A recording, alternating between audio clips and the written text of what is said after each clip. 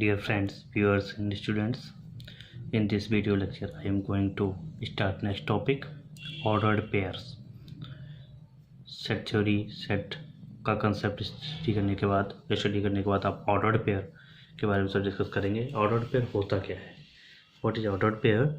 N ordered pair consist of the two objects और element in a given fix order.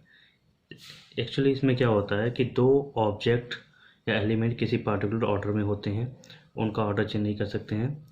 For example a pair A comma B is that order. ये जो order A comma B से order पे कह सकते हैं, जहाँ पर जो पहला एलिमेंट है वो सेट ए से बिलोंग करेगा और दूसरा एलिमेंट किसी सेट बी से बिलोंग कर रहा है।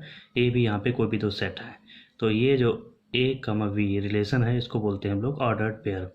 ठीक है, यहाँ पर एक चीज़ और भी है कि ये ए कामा बी दोनों जो भी ऑर्डर है, ये अगर पोजीशन चेंज करेंगे तो दूसरा ऑर्डर पेयर बन जाएगा। A comma B not equal to B comma A. जैसे ए कामा बी एक ऑर्डर पेयर है तो बी कामा ए दूसरा ऑर्डर पेयर होगा। यहाँ पर जो पहला एलिमेंट है इस पॉइंट का, ये हमेशा सेट ए को बिलोंग करेगा और दूसरा एलिमेंट हमेशा सेट बी को बिलोंग करेगा। एक्चुअल में किसी पॉइंट की पोजिशन को बताता है। फॉर एग्जाम्पल जैसे हमारे पास एक सेट ए इस तरीके से है, having one element 1 and 2 and set B having single element 3। Then जो पहला सेट ए का जो एलिमेंट 1 है, 1 अगर 3 से रिलेटेड है तो 1, 3 एक ऑर्डर्ड पेयर हो जाएगा। इसी तरीके से 2, 3 भी एक ऑर्डर्ड पेयर हो जाएगा। क्लियर? इस तरीके से ऑर्डर्ड पेयर को राइट करते हैं। अब नेक्स्ट कंसेप्ट है इक्वलिटी ऑफ ऑर्डर्ड पेयर्स। तो ऑर्डर पेयर्स इक्वल कब होते हैं? If A and B are two order pairs हैं, equality of order pairs if A and B are two order pairs. जैसे यहाँ पर 1, 3, 2, 3 अगर ये ऑर्डर पेयर इक्वल है नहीं, इक्वल हैं अगर X Y Z, X comma Y order pair is equal to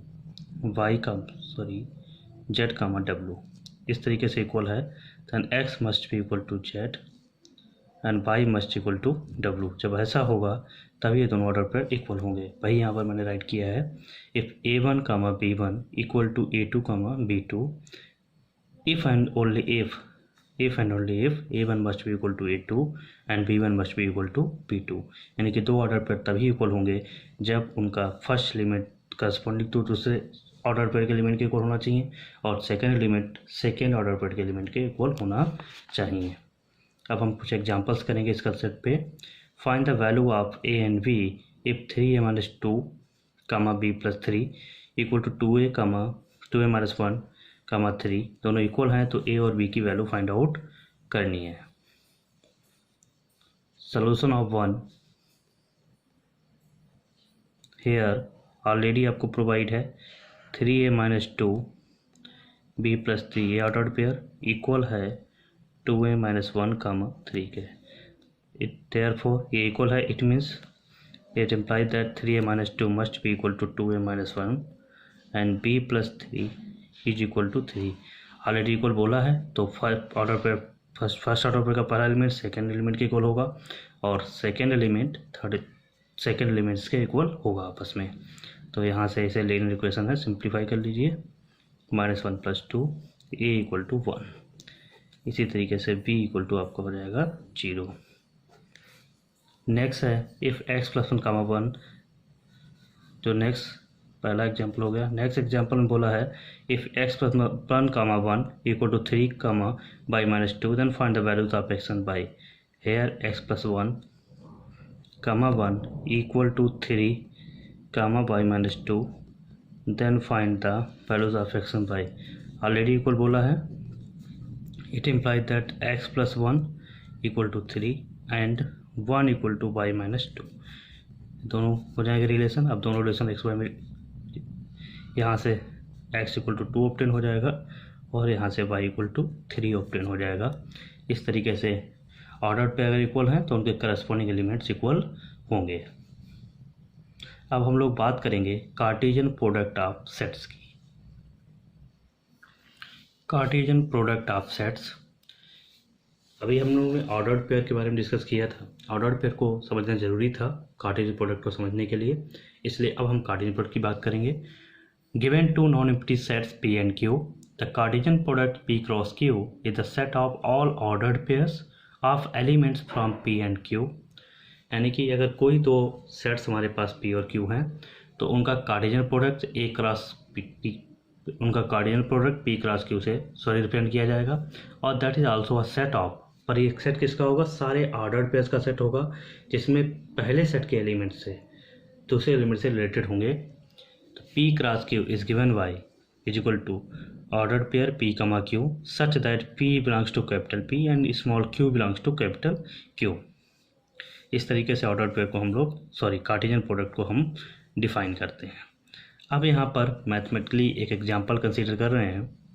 if a equal to 1, 2 and b equal to 3, 4 दिया है, देन a क्रॉस b, तो a इज रिलेटेड टू 3,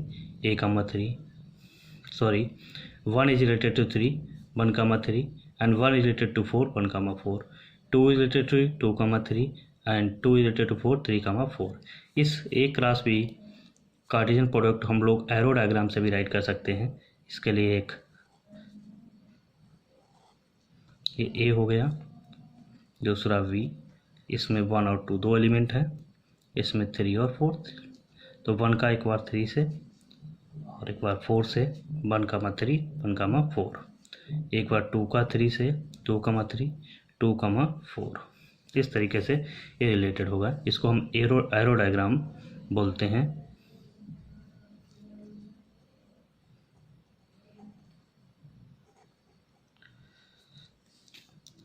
अब कुछ Cartesian product की प्रॉपर्टीज़ हैं, इन पे डिस्कस करते हैं।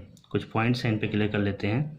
पहला, इफ़ आइदर P और Q इज नल सेट। अगर P और Q जैसे हम दो कोई भी सेट्स हैं जिनका कार्टेशियन प्रोडक्ट फाइंड आउट कर रहे हैं, उनमें से कोई भी एक सेट नल सेट है तो उनका कार्टेशियन प्रोडक्ट भी नल ही आता है। जैसे यहाँ पर सेट A 1, 2 है, अगर सेट भी नल होता तो उनका Cartesian product P cross Q नल आता।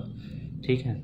सेकेंड कंडीशन है, two ordered pairs are equal if and only if the corresponding first element are equal and the second element are also equal। तो यहाँ पर जैसे एक ऑर्डर पेयर A कमा B है, that is equal to, मैं पहले भी इस पे बारे में डिस्कस कर चुका हूँ, C कमा D। अगर ये दो ऑर्डर पेयर इक्वल हैं, it means if and only if A is equal to C and B equal to D होना चाहिए, तभी दोनों ऑर्डर पेयर्स आपस में इक्वल होंगे। थर्ड काफ़ी इंपॉर्टेंट है, if number of element in set A is P and number of element set B is Q, then number of element is given by P cross Q।